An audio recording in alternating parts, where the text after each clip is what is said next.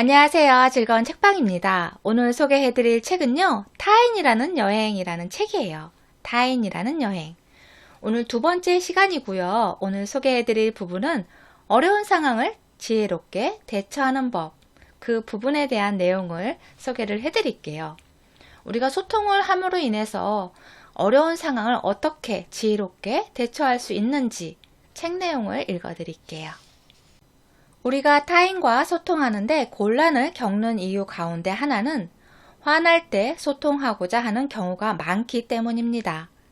괴로울 때 우리는 그 괴로움 자체를 홀로 감당하려고 하지 않습니다. 우리는 화가 난 이유가 남 때문이라고 생각하기에 그들에게 그 사실을 알려주고 싶어 합니다.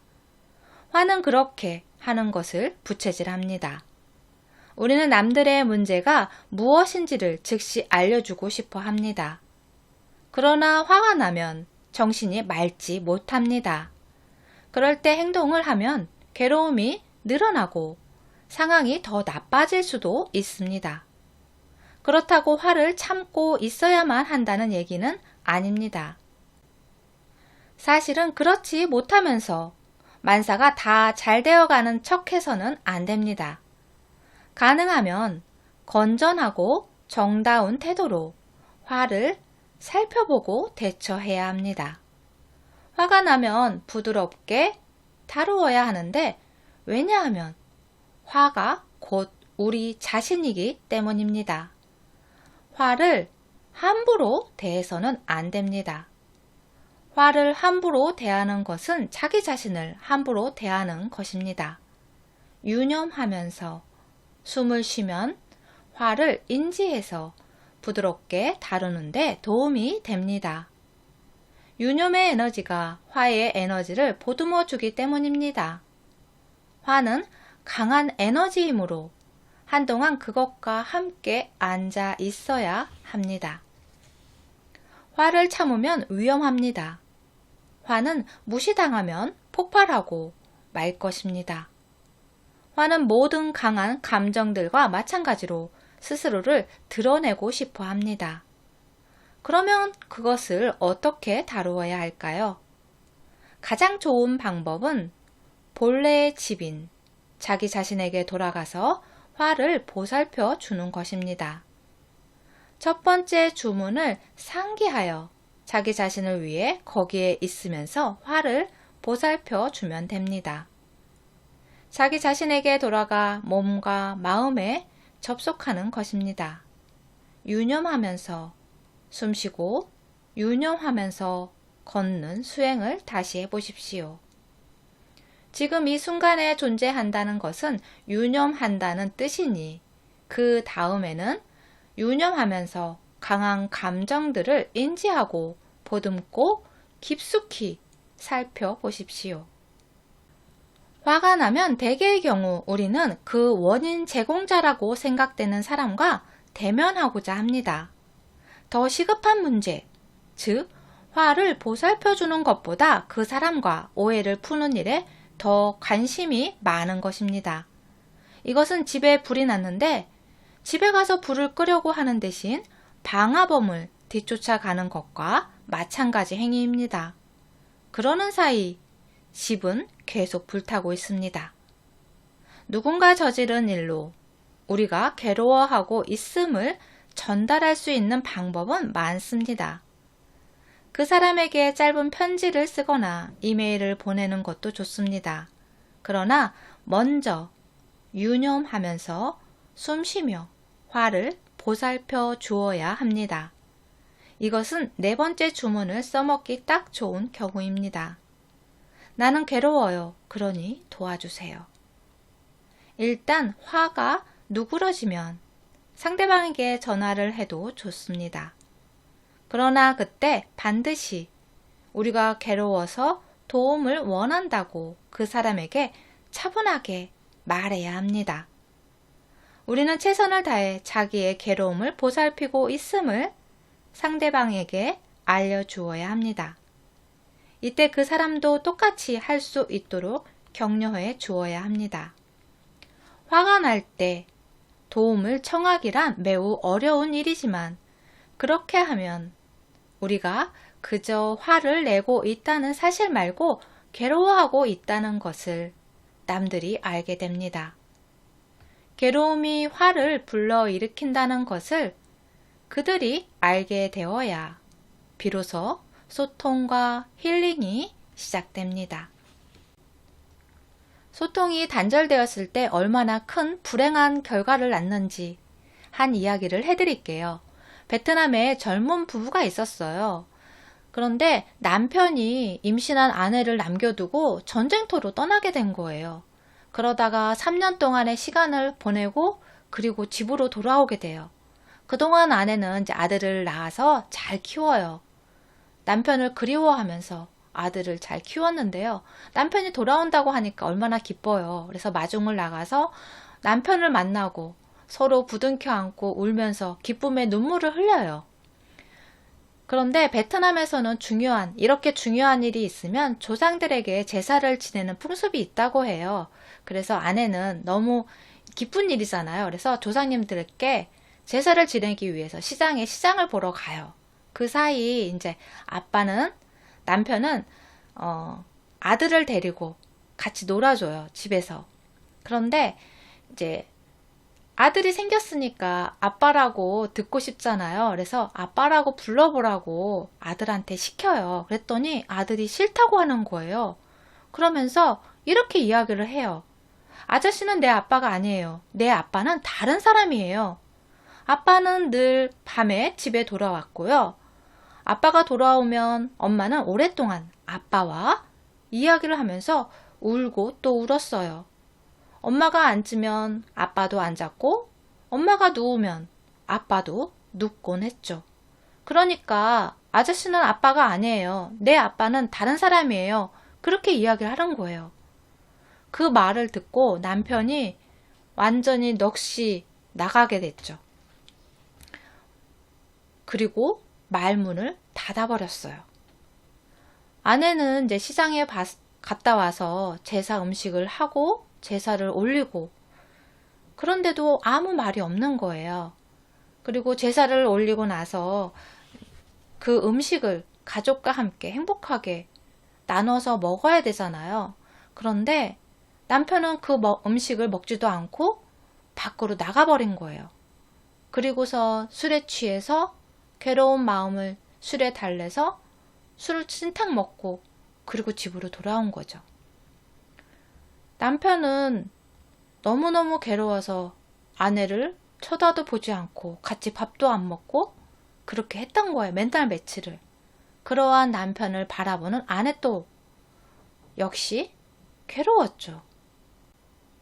그렇게 나흘째가 되는 날 아내는 너무 괴로워서 강에 뛰어들어 물에 빠져 죽고 말아요. 남편은 아내의 장례식을 치르고 늦은 저녁 아들과 함께 집으로 돌아오죠. 집으로 돌아와서 등잔불을 켜자 아들이 이렇게 외치는 거예요. 아빠가 왔어요. 벽에 비친 아빠의 그림자를 보고 아빠가 왔다고 외치는 거예요. 그것은 남편이 없을 때 아이의 엄마가 남편이 너무 그리워서 그림자를 보고 울면서 이런저런 이야기를 했던 거예요. 그러던 어느 날 아들이 친구들은 다 아빠가 있는데 왜 나는 아빠가 없냐고 그렇게 물었던 거죠. 그래서 그 엄마는 아들을 위해서 이 그림자가 아빠라고 그렇게 이야기를 해준 거예요. 그러면서 3년을 기다리는 동안 그 그림자를 보고 그리워하면서 대화를 나누고 남편이라 생각하고 대화를 나누고 엄마가 누우면 그림자도 눕고 앉으면 그림자도 앉는 그런 걸 보고 그 그림자가 아빠라고 생각했던 거죠. 그 사실을 아내가 죽은 다음에 아들을 통해서 알게 되었던 거죠. 아들한테 그 이야기를 들었을 때 바로 아내한테 나 너무 괴롭다고 자신의 심정을 솔직하게 이야기를 했다라면 아니면 그 남편이 아들이 말하는 아빠가 누구냐고 물었다면 이러한 불상사는 일어나지 않았겠죠. 책 내용을 읽어드릴게요. 그릇된 생각은 수많은 괴로움의 원인이 됩니다. 우리 모두는 오해를 받기 쉽습니다. 우리는 매일같이 그릇된 생각을 하며 살아갑니다. 그렇기 때문에 우리는 명상을 하고 생각의 본질을 깊숙이 살펴보는 수행을 하지 않으면 안 되는 것입니다. 무슨 생각이 나면 이렇게 자문해 보아야 합니다. 그 생각이 옳다고 확신하는가? 이렇게 물어보아야만 위험한 일이 벌어지지 않습니다. 우리는 일상생활을 하면서 여러 가지 그릇된 생각에 빠지기 쉽습니다. 상대방에게는 우리를 해치려는 의도가 없었던 것인지도 모릅니다. 유념하면서 소통하면 우리의 인간관계에서 불필요한 괴로움의 대부분을 완화시킬 수 있는 가능성이 열립니다. 가족과 같은 장기적인 관계에서는 변화가 불가능하다고 생각하는 경우가 많습니다. 우리는 상대방이 변해야 하는데 그러려고 하지 않는다고 생각합니다. 그래서 희망을 접습니다. 그러나 우리는 단정하지 말고 자기 자신과 이루어지는 내면의 소통으로 돌아가 볼 필요가 있습니다. 부모나 배우자가 변하기를 기다린다면 아주 오랜 시간이 걸릴지도 모릅니다. 상대방이 변하기를 기다리다가 평생을 허비할지도 모릅니다. 그보다는 우리 스스로가 변하는 것이 더 낫습니다. 상대방에게 변화를 강요하지 마십시오. 설령 오랜 시간이 걸린다 해도 우리가 자기 자신의 주인이 되어 최선을 다하고 있으면 기분이 한결 더 좋아질 것입니다. 이따금 배우자가 우리를 화나게 하는 짓을 하면 우리는 상대방을 나무라고 싶어집니다. 당장 배우자의 잘못을 지적하고자 하면 그 상대방은 화를 낼지도 모릅니다. 그러고 나면 양쪽 다 화가 나서 불친절해집니다. 그것은 파란 하늘이 사라지면 푸른 나무가 사라지는 것과도 같고 결국 두 덩어리의 괴로움이 서로 충돌하는 꼴이 되고 맙니다. 이것은 전쟁이 확대되는 것이자 불행이 강화되는 것입니다. 우리는 다정한 방식으로 그 상황을 처리하는 방법을 알게 될 때까지 그 불행과 인연을 끊고 자기 자신, 즉 본래의 평화로 돌아가야만 합니다. 따라서 본인의 마음이 차분할 때만 배우자에게 말을 하라고 권해야 합니다. 그리고 배우자를 더 잘 이해하지 못해서 미안하다고 말합니다. 준비가 되면 오로지 그렇게만 말합니다. 그 다음에는 설령 상대방이 투덜대고 나무라고 그다지 친절하지 않게 굴어도 깊숙이 귀 기울여 보십시오. 상대방이 우리와 지금의 상황에 대하여 그릇된 생각을 많이 하고 있음을 알게 되더라도 말 허리를 자르지 마세요. 상대방이 말하도록 그냥 놔두세요. 상대방에게 하고 싶은 말을 다 털어놓을 기회를 주어야 당신이 이해하려고 귀 기울인다고 느낄 것입니다. 배우자가 말하고 있으면 유념하면서 숨쉬기를 계속 하십시오. 나중에 서서히 아주 요령 있고 다정한 방식으로 상대방의 오해를 푸는 방법을 찾게 될 수도 있으며 서로 간의 이해가 풍부해질 것입니다. 상대방이 거리낌 없이 말하게 두어야 합니다. 상대방은 지금 막 어려움을 다 털어놓으려 하고 있는 것입니다. 말허리를 자르면 상대방은 말할 흥미를 잃고 다 털어놓으려 하지 않을 것입니다. 우리는 시간을 충분히 가져야 합니다. 상대방이 알아들을 수 있을 때 그의 생각이 틀렸음을 요령 있게 말해주려면 심지어 여러 날에 걸쳐 깊숙이 살펴보아야 할 수도 있습니다. 우리는 수년간 서로에게 화가 나 있었는지도 모릅니다. 어쩌면 단 한 가지 조건 때문에 고집을 부려서 상황을 바꾸지 못한 것일 수도 있습니다. 상대방을 깊숙이 이해할 수 있어야 비로소 화해가 시작될 수 있습니다. 다정하고 정답게 말하기와 깊숙이 귀 기울이기는 소통을 복구하는 데 가장 강력한 도구입니다. 스스로를 이해하고 바꿀 수 있어야 배우자를 도와줄 수 있는 법입니다. 가끔은 자기 자신과 소통할 여지가 없는 나쁜 환경에 처해 있는 경우가 있습니다. 때로는 우리를 둘러싸고 있는 환경을 바꾸어야 할 필요가 있습니다. 그런데 어떤 관계에서 우리는 별거나 이혼이 유일한 대안이라고 생각하는 때가 있습니다. 폭력이 난무하는 상황이라면 옳은 판단입니다. 안전하고 위협적이지 않은 장소에 있는 것이 중요합니다. 그러나 서로 사랑하고 일부러 서로를 해치려고 하는 것은 아니지만 소통하는 방법을 모르고 있을 뿐인 관계라면 다른 해결책이 있습니다.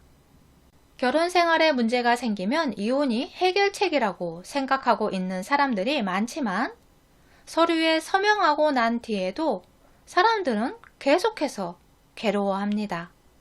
자식이 있거나 금전 또는 다른 문제와 연관되어 있으면 앞으로 수년간 여전히 의논하지 않을 수 없을 것입니다. 우리는 상대방을 떨쳐낼 수 없습니다. 우리는 상대방을 벗어날 수 없습니다. 괴로움은 여전히 계속됩니다. 그러므로 함께 사느냐, 마느냐가 문제인 것이 아닙니다. 문제는 결과가 어떻게 되든 간에 정답게 말하고 깊숙이 귀 기울임으로써 서로를 이해하는 이 일에 집중할 수 있느냐 하는 것입니다. 정다운 소통은 상호 간의 이해를 불러일으켜 변화를 만들어내는 엄청나게 강력한 방법입니다. 이번에 읽어드릴 부분은 직장에서의 소통하는 방법에 대한 책 부분을 읽어드릴게요. 직장에 도착하면 가장 먼저 하는 일이 무엇입니까? 마주친 사람들에게 미소를 지어 보입니까? 그들에게 인사는 합니까? 그날의 기분은 바로 처음 몇 분에 달려 있습니다. 우리는 머릿속이 아주 복잡한 느낌이 들 때도 있습니다. 직장에 도착하기 전에 벌어진 어려운 일이나 논쟁에 여전히 정신을 빼앗기고 있는지도 모릅니다. 그러나 지금 이 순간에 충실할 뿐만 아니라 유념하고 숨쉬기를 하면서 직장에 도착하면 정신은 맑아지고 따스하고 환한 미소로 사람들에게 인사를 건넬 수 있을 것입니다. 직업이 무엇이든 간에 그렇게 하는 것은 일의 일부분입니다. 혹시라도 스트레스나 짜증 같은 감정이나 자신의 말이 잘리는 느낌이 든다면 모두 인정하십시오. 단지 서두르지 않을 뿐이지 전화를 받을 생각이 있다는 것을 동료들에게 알려주려면 숨쉬기를 하는 동안 손을 수화기 위에 올려두면 좋습니다. 이렇게 하면 그들이 스스로를 전화의 희생양으로 여길 필요가 없다는 사실을 깨닫는데 도움이 됩니다. 이메일을 읽기 전에 똑같은 수행을 해볼 수 있습니다. 일하다 보면 먼저 유념하면서 숨쉬기를 하지 않고 그 이메일이 말하고자 하는 것이 무엇이든 간에 제대로 읽어보지도 않고 이 이메일에서 저 이메일로 넘어가는 경우가 많습니다. 이메일을 열기 전에 잠시 유념하면서 숨쉬기를 몇 차례 함으로써 그곳에 완전히 집중하는 상태로 돌아와야 합니다.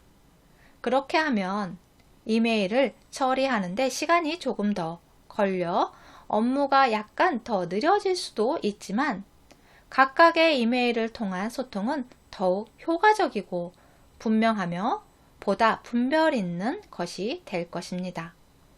누군가에게 이메일을 보내거나 전화를 하고자 한다면 키보드를 두드리거나 전화번호를 누르기 전에 다음과 같은 개송을 읊어보는 것도 좋습니다.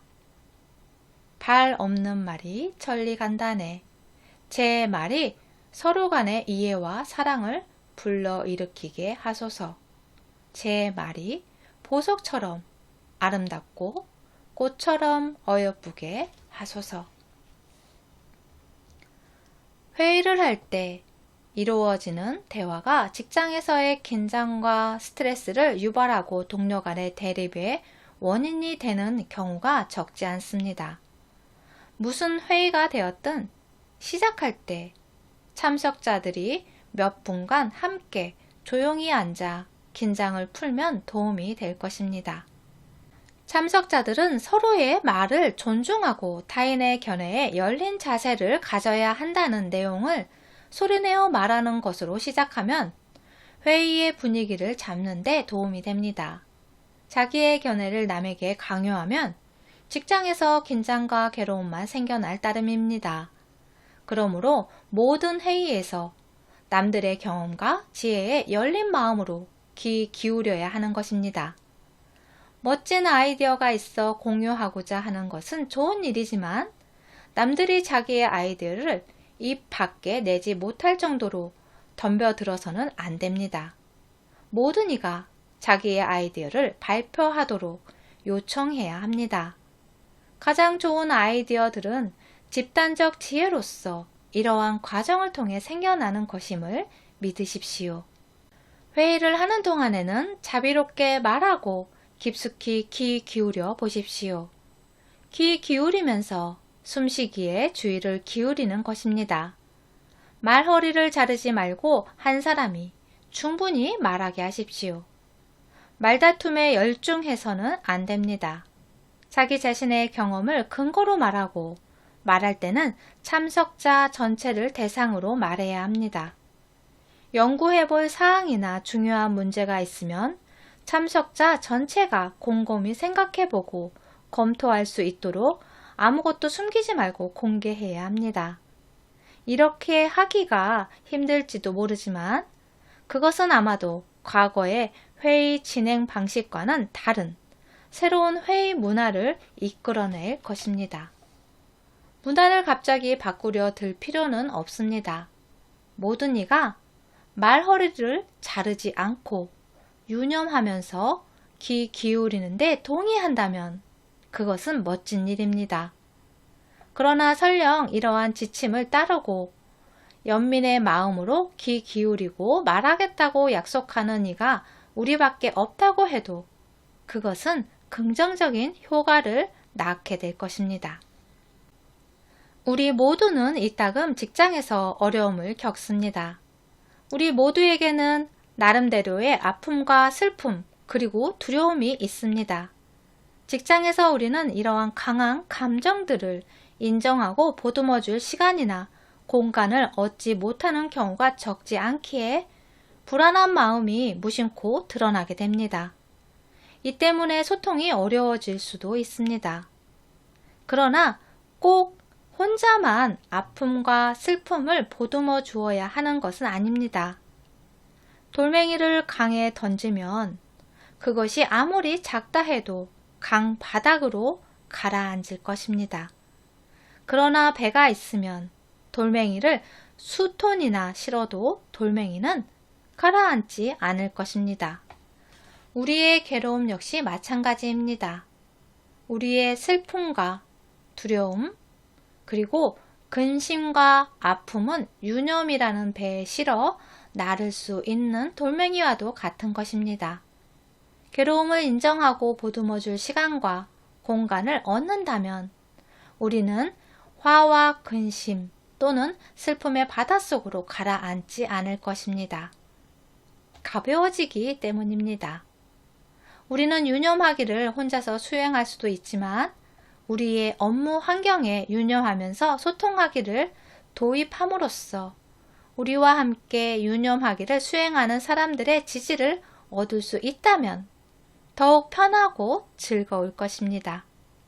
하룻밤 사이에 업무 환경이 바뀌리라고 기대하지 마십시오. 그러나 우리가 정다운 소통의 수행을 하기 위해 끊임없이 노력을 기울인다면 자기 자신 그리고 동료들과 더불어 올바른 방향으로 발전하고 있는 것이므로 그것만으로도 충분히 바람직한 일입니다. 우리는 우리의 행동 그 자체입니다. 우리의 생각과 말과 행위는 우리 자신이 밖으로 드러난 것입니다. 모든 인간과 모든 동물은 의사소통을 합니다. 우리는 소통이라고 하면 입이나 글로 표현하는 말을 떠올리기 십상이지만 몸짓과 얼굴 표정, 말투, 육체적 행위와 심지어는 생각도 소통의 방식에 속합니다. 오렌지 나무가 아름다운 오렌지 이파리와 꽃 그리고 열매를 생산하는 것과 마찬가지로 아름다운 인간도 아름다운 생각과 말 그리고 행동을 생산합니다. 우리의 소통은 중립적인 것이 아닙니다. 소통할 때마다 우리는 더욱 많은 연민의 마음과 사랑 그리고 화합을 생산하거나 더욱 많은 괴로움과 폭력을 생산합니다. 우리는 평생 동안 생각과 말과 행위의 에너지를 생산합니다. 우리는 매 순간 자기 아니면 남과 소통하고 있습니다. 생각과 말과 육체적 행위는 우리 자신이 밖으로 드러난 것입니다. 우리는 우리의 행동 그 자체입니다. 우리는 몸으로 한 일뿐만 아니라 말과 생각으로 한 일 그 자체입니다. 생각과 말과 육체적 행위라는 이 세 가지 행동이 곧 카르마입니다. 생각하는 것은 이미 행동하는 것입니다. 비록 그것의 모습이 밖으로 드러나 보이지 않는다 해도 그것은 강력한 에너지로 거기에 있습니다. 생각으로 말미암아 우리는 파괴적인 행동과 말을 하게 되거나 다양한 사랑의 행동을 하게 됩니다. 모든 생각은 때로는 즉시, 때로는 나중에 결과를 이끌어냅니다. 미움과 화, 그리고 절망을 생각하면 그 생각은 우리의 몸과 마음에 해로운 독약이 됩니다. 미움이나 분노로 말미암아 사람은 남을 해치기도 합니다. 난폭한 짓을 저지른다면 그것은 미움과 화, 그리고 안갚음을 하고 싶은 마음을 가지고 있다는 뜻입니다. 행동하기 위해 따로 무슨 말을 하거나 무슨 짓을 할 필요는 없습니다. 생각을 하는 것이 곧 행동이기 때문입니다. 이해와 용서 그리고 연민이 가득 찬 생각을 하면 그 생각은 즉시 우리의 육체적, 정신적 건강과 우리 주변의 사람들에게 힐링 효과를 안겨줄 것입니다. 비난과 분노로 가득 찬 생각을 하면 그 생각은 즉시 우리의 몸과 마음 그리고 주변 사람들을 해칠 것입니다. 생각이 첫 번째 종류의 행동인 까닭은 생각이 우리가 세상에 영향을 미치는 근본적인 방식이기 때문입니다. 말도 막대한 영향을 미칩니다. 이해와 연민의 마음으로 말하거나 글을 쓸 수 있으면 우리의 몸과 마음 모두 멋진 느낌이 들 것입니다. 단지 우리의 말을 듣고 있는 사람들의 기분만 좋아지라고 연민의 마음으로 말하는 것은 아닙니다. 우리가 하는 정다운 말은 우리에게도 힐링 효과를 가져다 주기 때문입니다. 친절하고 간대하고 정다운 말을 하고 나면 기분이 훨씬 좋아집니다. 용서와 연민의 마음으로 가득 찬 글을 쓰면 설령 상대방이 아직 그것을 읽지 못했다 하더라도 우리는 더욱 편한 느낌이 듭니다. 그 편지를 붙이거나 이메일 또는 문자로 보내기 전이라도 기분이 좋습니다. 그 글을 읽는 사람도 그런 연민의 마음을 느낄 것입니다. 그와 마찬가지로 화를 내고 난폭하게 말하거나 안갚음을 하고 싶은 마음으로 말하면 우리와 그 말을 듣는 사람 모두 더 많이 괴로워집니다. 부모가 싸우는 소리를 듣고 있는 아이를 생각해 보십시오. 그 말들은 아이를 향한 것이 아님에도 불구하고 성내면서 하는 말이 미치는 영향은 거의 같습니다. 두 번째 형태인 행동인 말은 힐링과 근심 없는 상태를 만들어주기도 하고 때로는 파괴와 아픔의 원인이 되기도 합니다. 세 번째 형태의 행동은 육체적 행위입니다. 우리는 주먹을 쥐어 보이거나 팔을 벌리는 것 같은 몸짓은 물론 어딘가에 모습을 드러내거나 매일 할 일을 하거나 남들을 대하는 것 등을 포함한 더 큰 행동으로도 소통합니다. 구해주고 지지해주고 보호해주고 위로해주고 돌봐주는 것과 같은 일을 할 수 있으면 당장 긍정적인 효과가 나타납니다. 우리가 한 모든 행동과 말에는 우리의 사인이 적혀 있습니다. 우리는 그것은 내 생각이 아니에요 라고 말할 수 없습니다. 우리는 자기의 소통에 책임을 져야 합니다. 그러므로 어제 올바르지 못한 말을 했다면 오늘 그것을 바꾸려고 해야 합니다. 프랑스 철학자 장 폴 사르트르는 이렇게 말했습니다. 인간은 그가 한 모든 행동의 종합이다. 우리 삶의 가치는 생각과 말과 행동의 질에 달려 있습니다. 우리는 가장 좋은 생각, 가장 좋은 말, 그리고 가장 좋은 행동을 하려고 해야 하는데 왜냐하면 그러한 행동은 우리의 연장이기 때문입니다. 생각하고 말하고 행동할 때 우리는 창조하고 그 창조물 속에 들어가 있습니다. 그것은 우리 존재의 결과물입니다. 우리의 소통은 육체가 더 이상 여기에 없을 때에도 사라지지 않습니다. 우리가 한 생각과 말과 육체적 행위의 결과는 우주 속에서 계속해서 잔물결을 일으키며 퍼져나갈 것이기 때문입니다. 이 육체가 여전히 여기에 있든 분해되었든 간에 우리의 행동은 존속됩니다. 어떤 생각을 하면 거기에는 사인이 적힙니다. 그 생각을 한 사람은 우리이므로 우리가 책임져야 하는 것입니다. 만약 그 생각과 그 생각이 연민과 용서 그리고 차별하지 않는 사고로 이루어진 것이라면 우리는 아름답게 존속될 것인데 왜냐하면 우리는 그 속에 있기 때문입니다. 우리는 그 행동의 저자입니다. 정다운 것이거나 난폭한 것이거나 가릴 것 없이 우리가 한 말과 육체적 행위에도 우리의 사인이 적혀 있습니다. 우리는 비를 뿌리는 구름과도 같습니다.